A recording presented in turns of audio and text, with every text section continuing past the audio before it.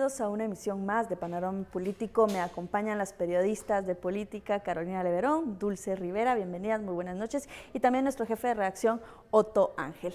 Bueno, como ya es sabido, el Congreso de la República pues, fue el epicentro de todo el movimiento político de la semana por dos razones más importantes. Una es la aprobación que tenían en agenda de las reformas constitucionales al sector justicia y la otra pues el Presupuesto General de Ingresos y Egresos de la Nación 2017. Así que para empezar a hablar del tema de las reformas me gustaría pues qué mejor que nos introdujera Dulce Rivera, que es la periodista asignada para esta fuente. Dulce, ¿cómo estuvo este asunto? ¿Sorprendió o no sorprendió la actitud de los diputados durante la aprobación de las reformas constitucionales al sector justicia?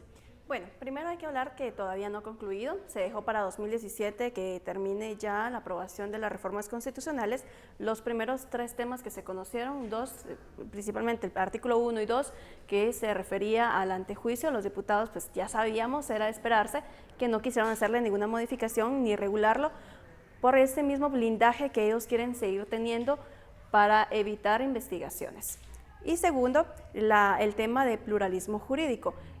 Se perdió una enmienda principalmente por diputados que representan al sector empresarial y a militares retirados, por ejemplo, Estuardo Galdames, Melgar Padilla, y Edgar Ovalle, que son cercanos a Jimmy Morales, pero que dijeron no precisamente por su ideología.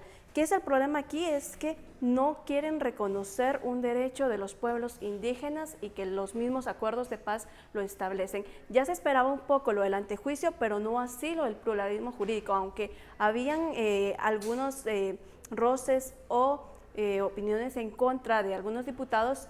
Se quedó a 2 votos y por esos 2 votos se perdió esa enmienda al artículo 3 y posiblemente en enero veamos que se pueda repetir una enmienda similar para no perder y poder garantizar esa jurisdicción indígena a la población guatemalteca. Y lo paradójico también es que, por ejemplo, Estuardo Galdames, que representa a Quiché, Melgar Padilla, a Chimaltenango, departamentos que tienen un gran número de porcentaje alto de población indígena, no hayan respondido así a su departamento y se fueron más a una ideología. A ver, situaciones interesantes pasaron en el Pleno durante esta aprobación o esta discusión. Tal es el caso de la presencia, por ejemplo, de la Comisión Internacional contra la Impunidad en Guatemala, de Telma Aldana, la fiscal general, y también de Jorge de León Duque, el procurador de los derechos humanos. Se hablaba de que ellos estaban llegando ahí a intimidar a los diputados, o al menos esa era la excusa que daban algunos para dar su voto. Sin embargo, vemos que de todas formas aprobaron lo que quisieron en ese momento, o al menos lograron retrasar un poco más, que era el objetivo principal. Sí, había un frente de opinión, digámoslo así, rechazando o criticando la presencia del comisionado de la CICIG y de estos personajes de la vida judicial del país.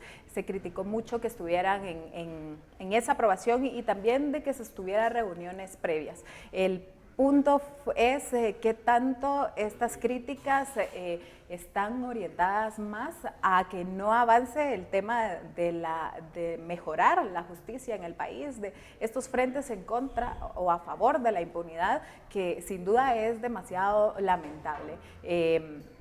Yo creo que el hecho de que también estuvieran las autoridades indígenas no era cierta presión, sino simplemente era un derecho ciudadano, no como una turba como indicó el hermano del presidente, sino eran grupos, las voces ciudadanos, que así como se manifestaron el año pasado en la Plaza Central, tenían todo el derecho también de manifestarse en una sesión donde estaban los diputados discutiendo y que finalmente quienes iban a tomar la decisión eran los diputados y finalmente se quedó claro que ninguna presión hizo que cambiara o no el panorama que ya se tenía. Sí. Primero, que los diputados no iban a aprobar el antejuicio y segundo, que también no se iban a lograr los votos yo para creo reconocer. Que, a ver, el papel más triste en todo esto lo juega Sammy Morales. ¿Y por qué digo triste? A ver, él como cualquier ciudadano guatemalteco está en su derecho de opinar lo que quiera, donde quiera. Pero Sammy Morales no ha entendido su papel en la opinión pública y en la administración, aunque creo que sí lo ha entendido muy bien, en la administración de su hermano. Y ahí es donde uno, no sé, en lo particular me molesta porque es y no es el hermano del presidente. Fija una postura diciendo cómo es posible que no se pueden tomar decisiones en medio de una turba. Creo que es una palabra infortunada para calificar a las autoridades indígenas que llegan ahí. Despectiva. Despectiva, creo yo.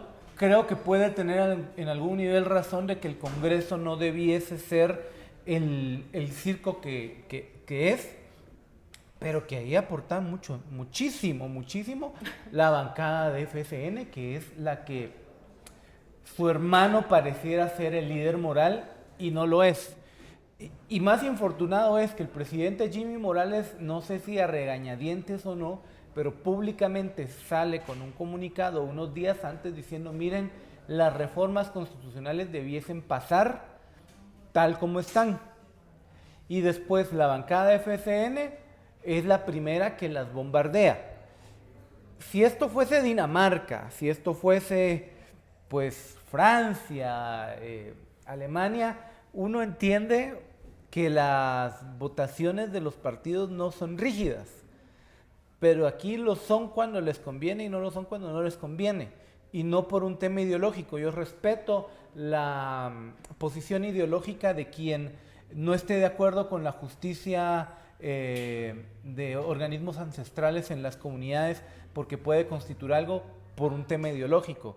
Pero en FSN uno nota que esto tiene que ver más con una protección de intereses. A ver, yo lo que veo acá también es que, como era previsto, estos dos temas, el tema del antejuicio y el otro tema, iban a ser los temas que iban a permitir que los diputados se estancaran en la discusión y no llegaran a esta otra reforma que era el Consejo Nacional, que era la administración de la justicia, y que al final es otro tema que sí se debe tratar durante las reformas constitucionales, porque ya nos platicaban algunos expertos. Carolina, tú presentaste algunas notas en las cuales pues el tema del antejuicio podía verse más adelante, y el tema de la jurisdicción indígena, si bien era un reconocimiento al que los diputados estaban discutiendo, no iba a cambiar nada en relación a lo que ya actualmente está vigente. Entonces este tema creo que eran los dos que iban a permitir que ellos dijeran estos son los más importantes y no llegar al toral, que era el tema de la administración nacional, ¿no? Sí, falta todavía esperar qué va a pasar, digamos, con la forma de elección de los magistrados, de la misma fiscal general,